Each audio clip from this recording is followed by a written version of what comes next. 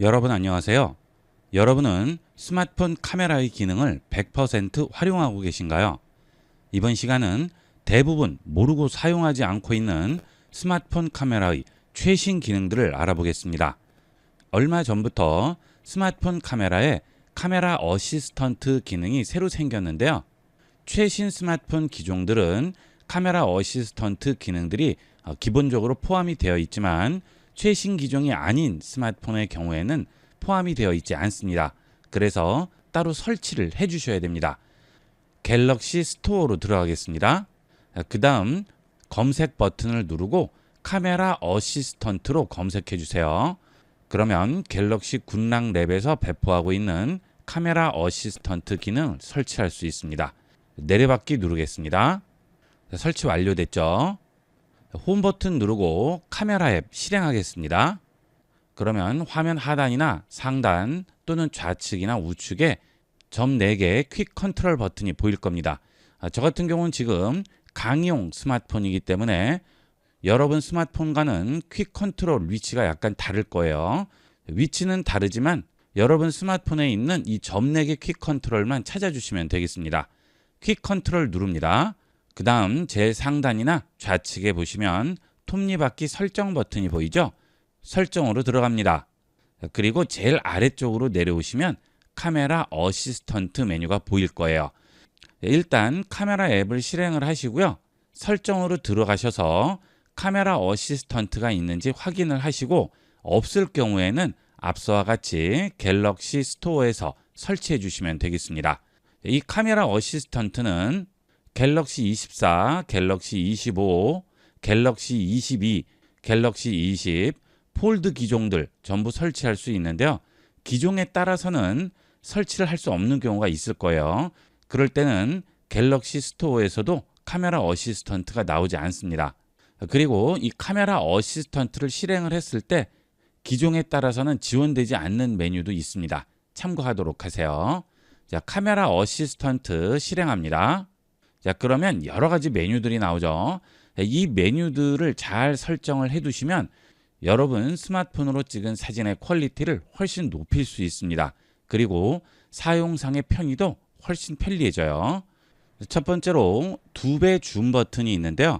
이게 꺼져 있을 경우에는 2배 줌 버튼이 보이지 않습니다. 대부분 이렇게 1배, 3배 이런 식으로 나오게 되는데요. 중간 정도로 줌을 주고 싶은데 2배 메뉴가 나오지 않습니다. 이럴 때 2배 줌 버튼 체크해 주시게 되면 이렇게 1배와 3배 사이에 2배 버튼이 나오게 됩니다. 이런 식으로 줌을 이용을 할 수가 있죠.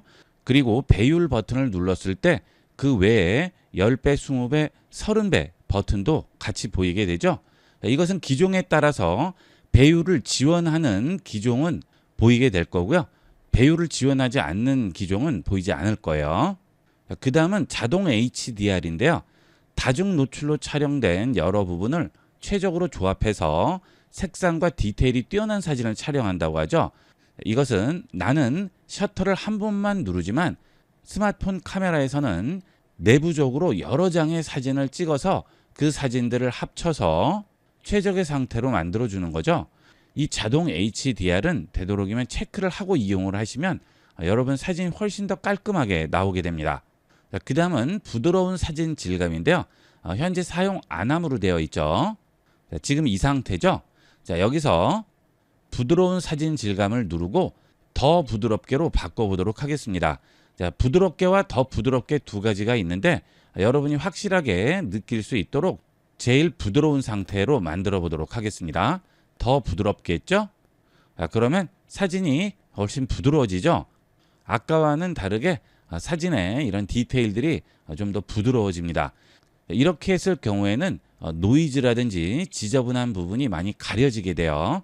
저는 일부러 더 부드럽게로 했지만 중간 정도로 잡으실 분들은 부드럽게로 설정을 해주시면 되겠습니다. 따스한 느낌의 사진을 찍을 경우에는 부드럽게로 이용하시면 되겠어요. 그 다음은 렌즈 자동 전환이죠. 자, 줌 배율에서 주변 밝기, 촬영 대상과 거리를 고려해서 최적의 렌즈를 적용한다고 하죠. 자, 이렇게 뒷면에 스마트폰 카메라를 보시면 렌즈가 여러 개 붙어 있죠. 이때 피사체와의 거리와 배율에 따라서 렌즈를 각각 다른 것을 선택을 하게 되는데요. 내가 원하지 않아도 자동으로 렌즈가 바뀌게 되죠. 사진을 찍다 보면 내가 원하지 않아도 배율이나 피사체에 따라서 렌즈가 자동으로 바뀌게 되는데요. 이때 최적의 렌즈를 적용하는 기능이 되겠습니다.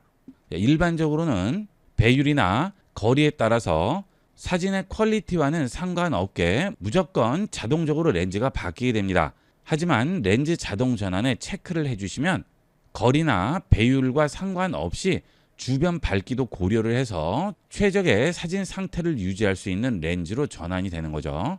좀 더 깔끔한 사진을 찍을 수 있습니다. 이것도 체크를 해주시기를 권합니다. 그 다음 왜곡 보정이죠. 사진 왜곡을 자동으로 보정하는 건데요.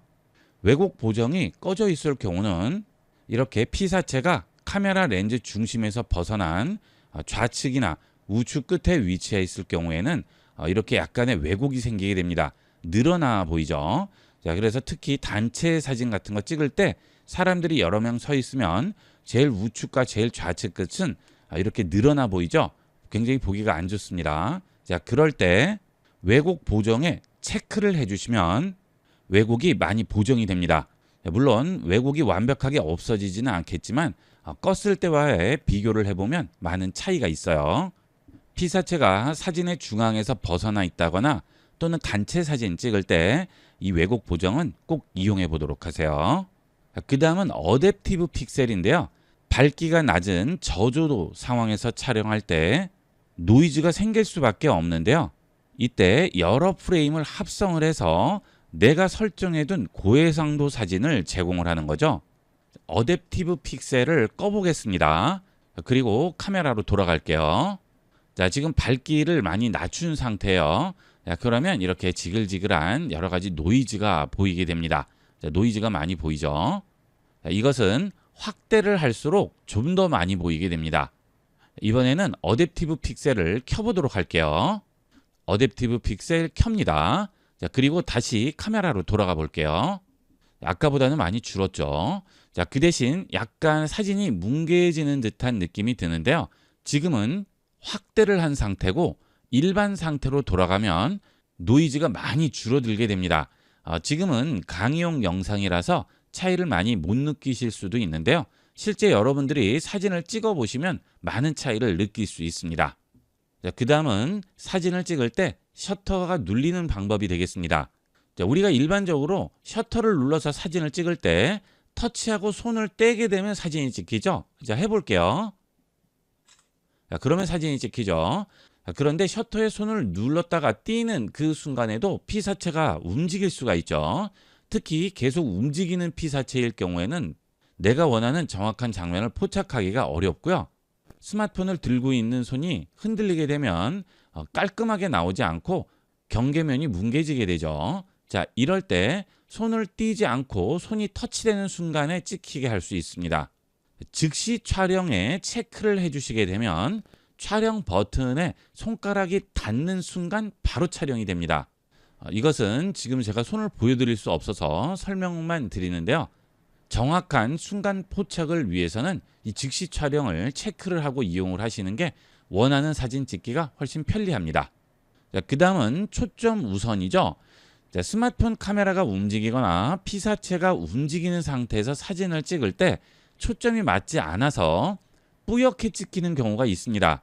그 경우는 초점이 맞지 않은 상태에서 촬영이 되기 때문에 그렇죠.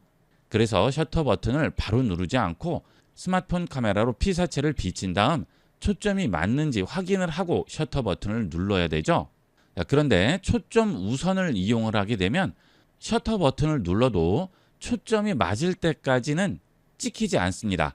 초점이 맞으면 자동으로 찍히게 되겠죠. 이것도 제가 보여드릴 수가 없어서 설명만 드리는데요. 이 기능도 되도록이면 켜주시는 게 좋죠. 그러면 사진은 아주 마음에 드는데 초점이 맞지 않아서 안타까운 그런 경우를 방지할 수가 있습니다. 그 대신 촬영 버튼을 눌러도 초점이 맞지 않은 경우에는 지연이 발생할 수는 있죠. 이것만 감안하시면 되겠습니다.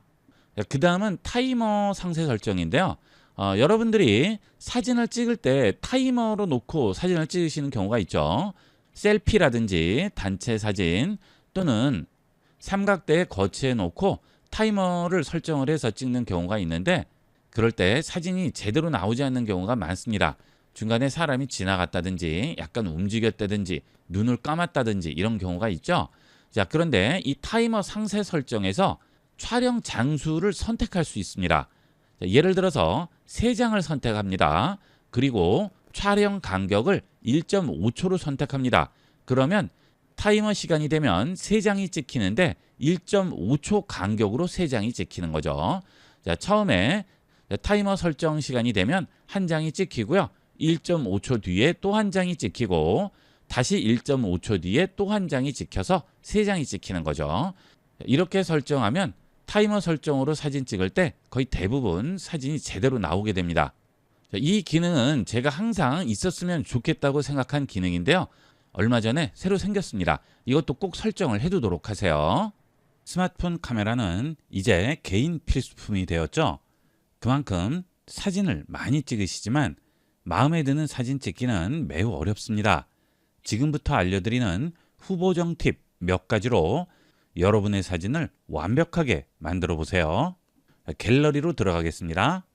여러분이 스마트폰으로 사진을 찍었을 때 제일 처음 확인해야 될 부분은 수평과 수직이 되겠습니다.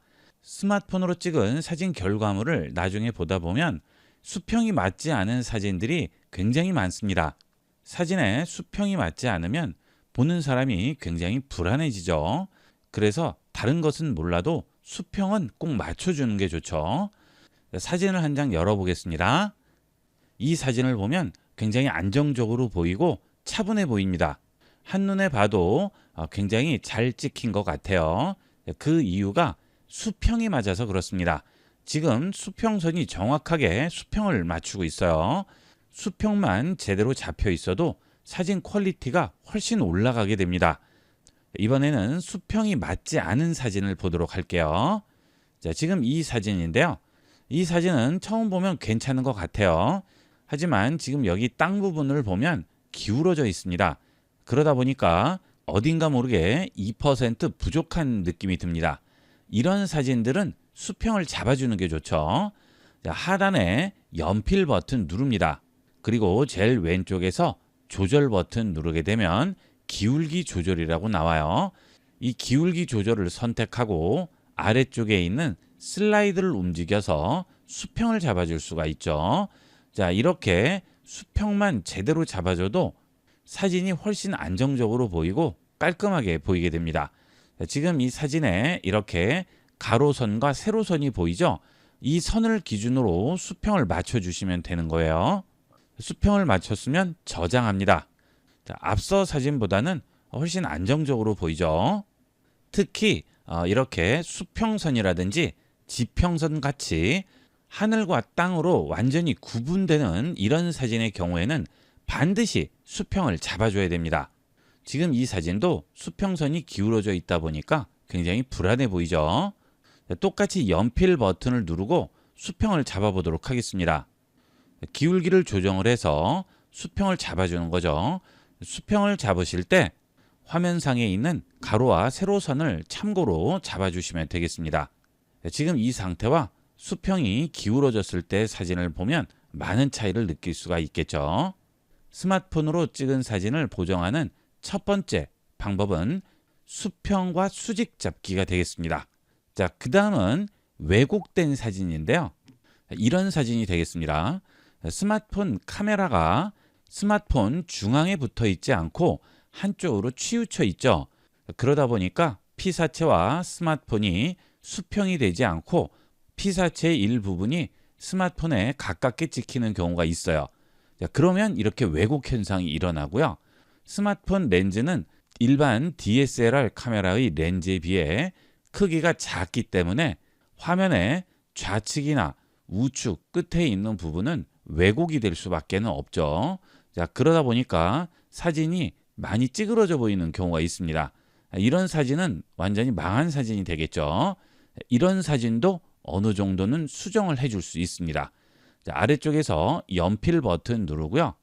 똑같이 조절로 들어옵니다. 자, 그 다음 지금 사진을 보면 여기는 분수의 왼쪽이 아래쪽으로 치우쳐졌고요. 오른쪽은 위쪽으로 올라갔죠. 좌측이 좀 더 멀고 우측이 좀 더 가까운 거예요. 그러다 보니까 먼 쪽은 작게 찍히고 가까운 쪽은 크게 찍히는 거죠. 그래서 이런 식으로 왜곡 현상이 일어나게 됩니다. 스마트폰으로 사진을 찍으실 때 이런 현상이 나오지 않게 찍는 가장 첫 번째 방법이 P사체와 스마트폰이 수평을 이루게 찍는 것이 되겠고요.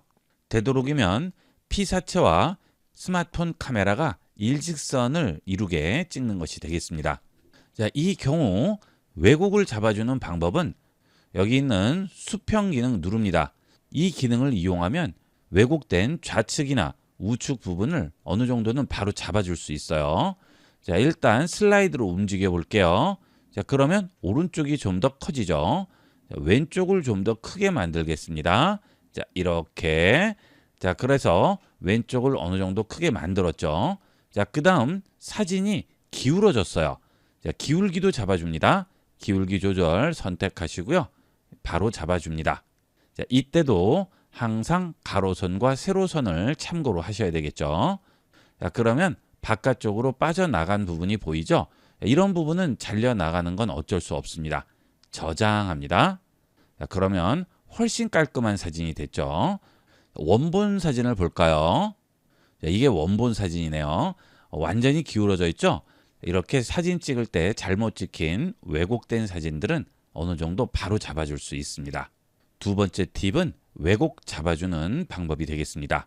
그 다음 세 번째는 밝기와 대비 보정이 되겠습니다. 자, 지금 이 사진의 경우에는 주변이 좀 어두울 때 찍었기 때문에 사진도 좀 어둡게 찍혔죠. 이때 밝기만 조금 더 조절을 해줘도 훨씬 깔끔하게 사진을 만들 수가 있죠. 아래쪽에서 연필 편집 버튼 누릅니다. 그 다음 색조 버튼 누르세요. 그러면 여러 가지 색조, 밝기, 대비 기능들이 나오게 되는데요. 우선 밝기를 조절해 보겠습니다. 자, 밝기로 오신 다음 전체적인 밝기를 조금 더 높여줍니다. 자, 이렇게만 해줘도 사진이 훨씬 더 밝아지죠. 자, 지금 이 상태와 이 상태를 비교해 보면 사진이 전반적으로 많이 밝아졌죠. 그 다음 이런 사진인데요. 이 사진도 지금 굉장히 어둡게 찍혔어요.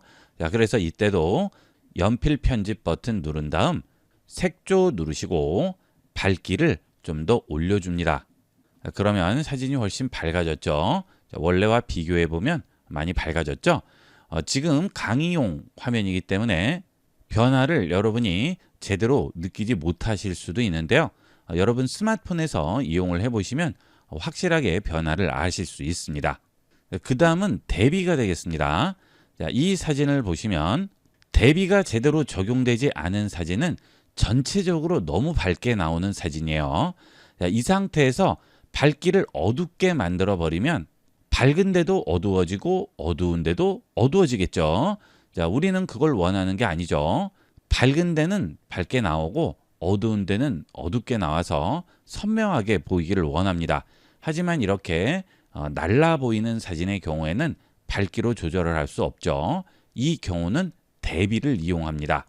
연필 편집 버튼 또 누르시고요. 이번에는 색조를 누르신 다음 대비를 선택하세요. 자, 그 다음 대비 값을 높여주거나 또는 낮춰줍니다. 자, 낮추면 당연히 안 되겠죠. 자, 높여주게 되면 이렇게 밝은 부분은 밝아지고 어두운 부분은 어두워지겠죠. 자, 대비를 어느 정도 주었는데도 전반적으로 너무 밝기 때문에 한계가 있습니다. 이럴 때 어둡기를 주는 거예요. 자, 순서대로 주는 겁니다. 밝기와 대비를 동시에 줘야 할 경우에는 대비를 먼저 주시고 대비에서 조절이 제대로 되지 않을 경우에는 밝기를 한 번 더 주시는 거죠. 자, 밝기를 조금 더 어둡게 만들겠습니다. 자, 그러면 좀 더 사진이 선명하게 바뀌게 되겠죠. 원본과 비교를 해보겠습니다. 많이 차이가 나죠? 여기 있는 돌 부분이 완전히 색깔이 날라 보이는데 밝기와 대비 조절만 해줘도 훨씬 선명한 사진을 만들 수 있습니다. 세 번째는 밝기와 대비 조절이 되겠습니다. 그 다음은 채도 조절이 되겠습니다. 스마트폰으로 사진을 찍다 보면 왠지 사진이 흑백 사진 같이 밋밋하게 나오는 경우가 있는데요. 이런 경우는 채도가 낮아서 그렇습니다. 스마트폰 사진이 채도가 제대로 잘 안 나오는 경우가 있어요. 자, 그럴 경우 다시 연필 편집 버튼 누른 다음 색조로 들어갑니다. 그 다음 세부 메뉴 채도로 들어가신 다음 채도 값을 조금 더 조절을 해줍니다. 그러면 여기 뒤에 있는 나무색이나 또는 배에 있는 컬러들이 좀 더 살아나게 되겠죠. 원본 복원해 볼게요. 그러면 색이 전반적으로 좀 더 날라 보이죠. 이 경우도 강의용 화면이기 때문에 제대로 느끼지 못하실 수도 있는데요. 여러분 스마트폰에서 직접 해보시면 차이를 많이 느낄 수 있습니다. 이렇게 해서 스마트폰 사진 후보정의 기본 팁 4가지를 알아봤는데요. 다른 여러 가지 복잡한 기능을 이용하지 않아도 이 기본적인 4가지 방법만 제대로 활용하셔도 여러분 사진을 한 단계 업그레이드된 멋진 사진으로 만들어 줄 수 있습니다. 많이 활용해 보도록 하세요. 이번 시간은 여기까지 하도록 하겠습니다. 감사합니다.